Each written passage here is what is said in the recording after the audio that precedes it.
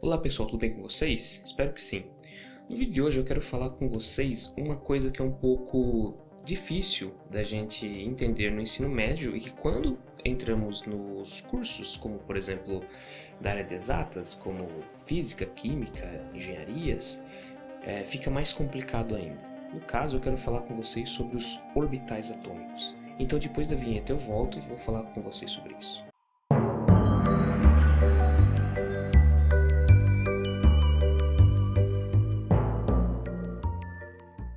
Bom pessoal, sejam bem-vindos ao canal Ciência Química, eu sou Israel e hoje eu quero conversar com vocês sobre os orbitais atômicos. Existem vários orbitais atômicos.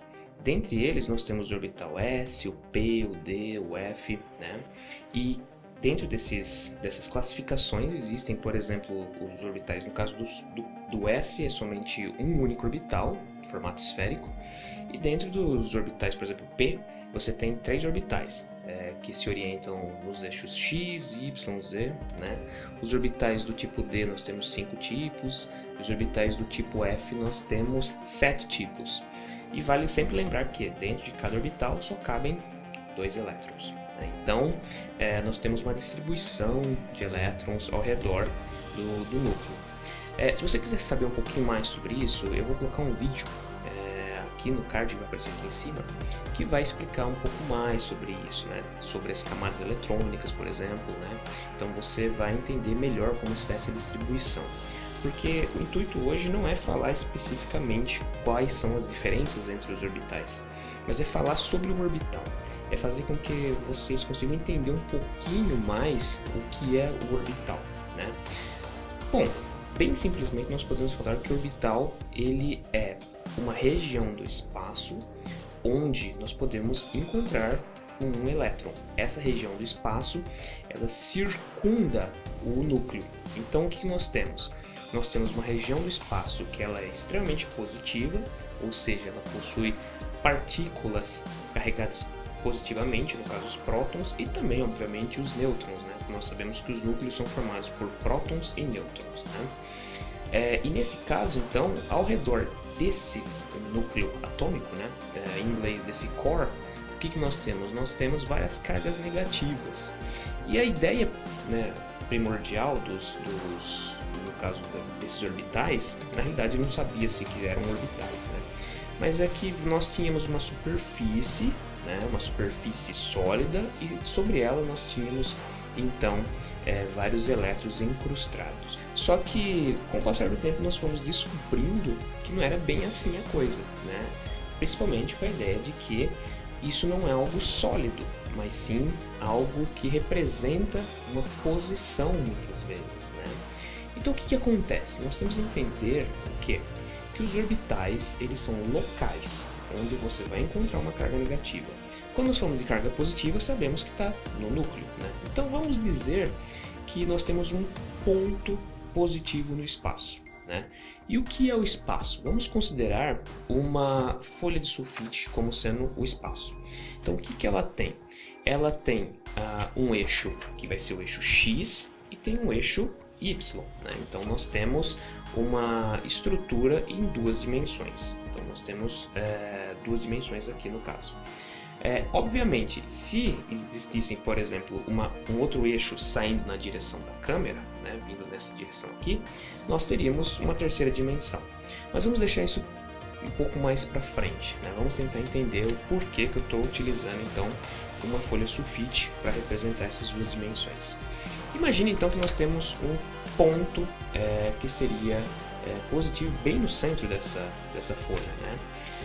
Eu vou tentar colocar uma arte aqui para tentar explicar mais ou menos isso para vocês, né? Para não ficar somente eu segurando aqui uma folha, né? Então, nós temos que pensar que no centro desse desse plano, nós temos uma região que ela é extremamente positiva, ou seja, ela é rica em prótons, né?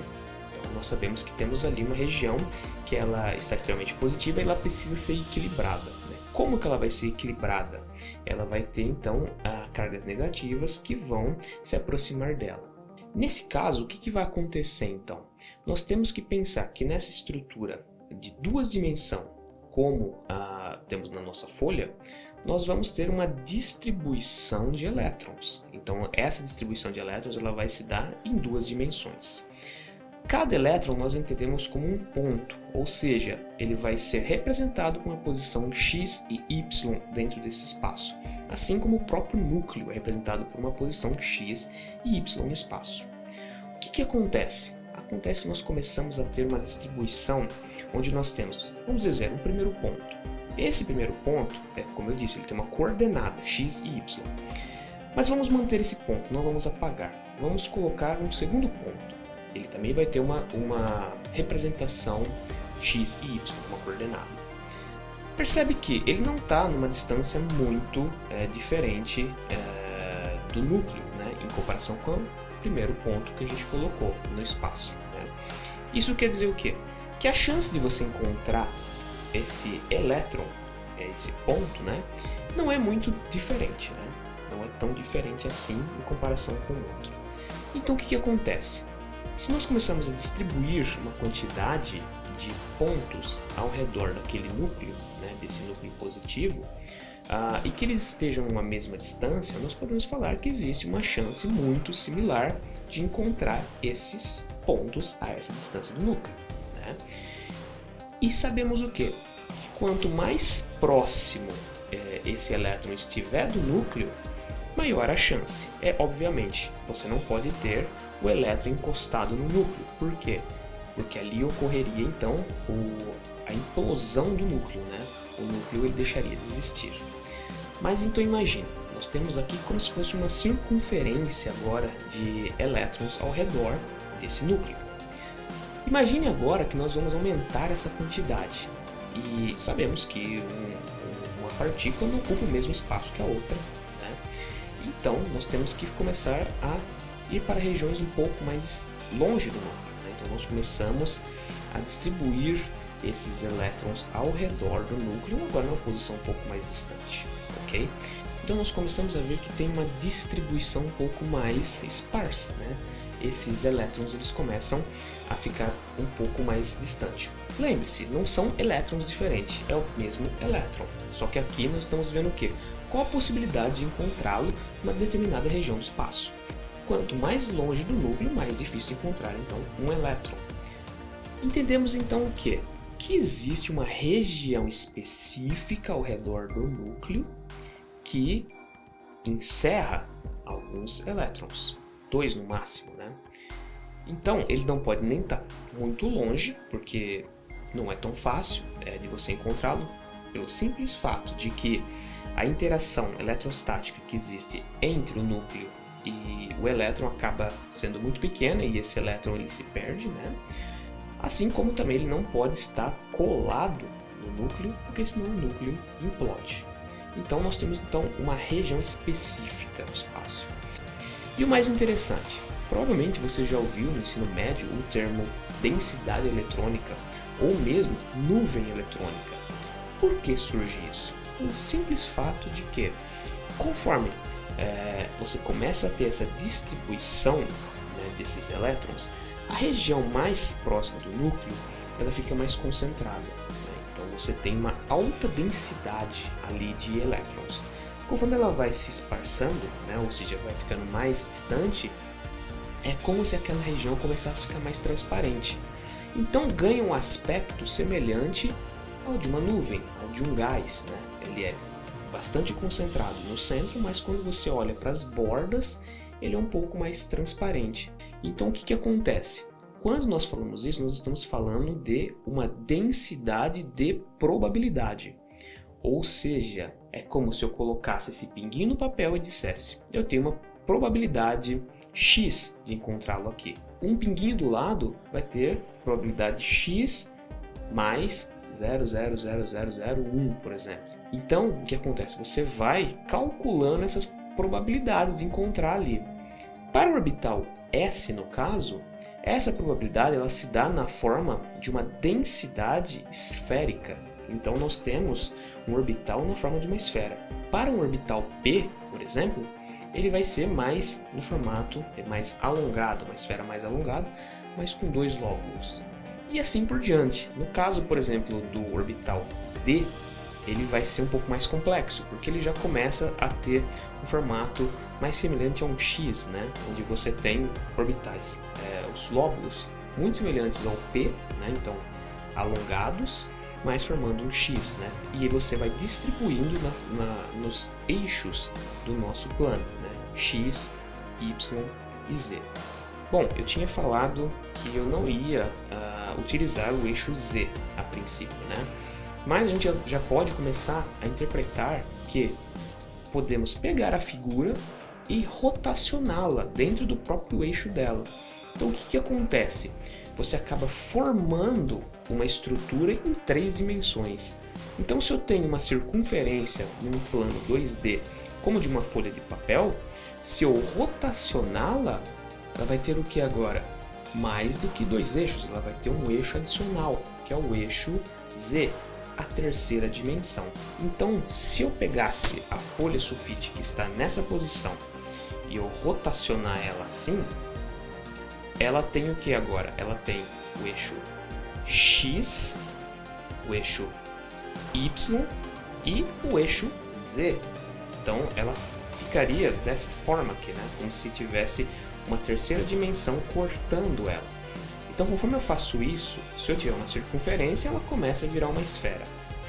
Então, o que acontece? Acontece que muitas vezes as pessoas não têm essa capacidade de abstrair essas formas matemáticas, né? É meio difícil de você conseguir fazer com que uma pessoa que está começando a aprender sobre os orbitais tenha essa abstração logo de cara. Eu no ensino médio não sabia disso, eu fui aprender realmente isso quando eu fui fazer mestrado. Por quê? Porque eu tive que fazer os cálculos matemáticos. Ou seja, um orbital, toda vez que nós falamos dele, nós temos que entendê-lo como uma estrutura matemática, como uma densidade de probabilidade, e não como algo físico que você poderia tocar. Não, é simplesmente você está colocando um ponto no espaço e redistribuindo esse ponto dentro de uma probabilidade que não permita que você tenha o elétron grudado dentro do seu núcleo ou muito longe dele. Então você tem toda essa distribuição. E obviamente, para ser mantida essa distribuição ali, você tem uma energia. Por isso nós falamos então de quantização, né? É a química quântica.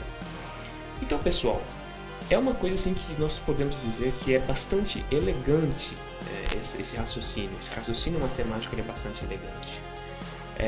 Não é fácil, os cálculos são bastante complexos para você fazer a distribuição do átomo de hidrogênio. Acima do átomo de hidrogênio, ou seja, todos os outros elementos da tabela periódica, você não consegue fazer na mão. Eu lembro de no mestrado eu ter que fazer o átomo de hidrogênio na mão, né? Fazer todos os cálculos na mão.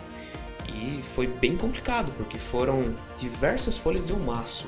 Se eu me lembro bem, foi em torno de 10 folhas de almaço, ou seja, são 40 páginas para você conseguir fazer a distribuição do átomo de hidrogênio, né? Então você calcula um monte de coisa, né? Até você conseguir chegar na função de onda dele, ou seja, na função que vai conseguir explicar todas as características daquele átomo. Se você tem a função de onda de um determinado átomo, você consegue dominá-lo por completo, todas as propriedades dele, né? Mais para frente eu vou trazer aqui algumas coisas sobre função de onda, né? Então para a gente poder conversar um pouco sobre a teoria do funcional da densidade, que é basicamente o que eu fiz no mestrado. Mas por hoje então eu quero deixar um pouco claro que orbital não é uma coisa física. Você nunca vai conseguir olhar um orbital por um microscópio. Temos que entender que aquilo é uma estrutura matemática, é uma densidade de probabilidade. Então, eu espero que você tenha gostado desse vídeo, tenha aprendido alguma coisa. Se for possível, curta esse vídeo, comente alguma coisa, né? Se você já conhecia, se você tinha ideia que era uma função de densidade, né? Uma densidade de probabilidade na realidade. Se você não é inscrito no canal, se inscreva, a gente tem mais vídeos interessantes sobre essa área, né? E eu pretendo trazer mais coisas. Muito obrigado pela sua companhia e até o próximo vídeo.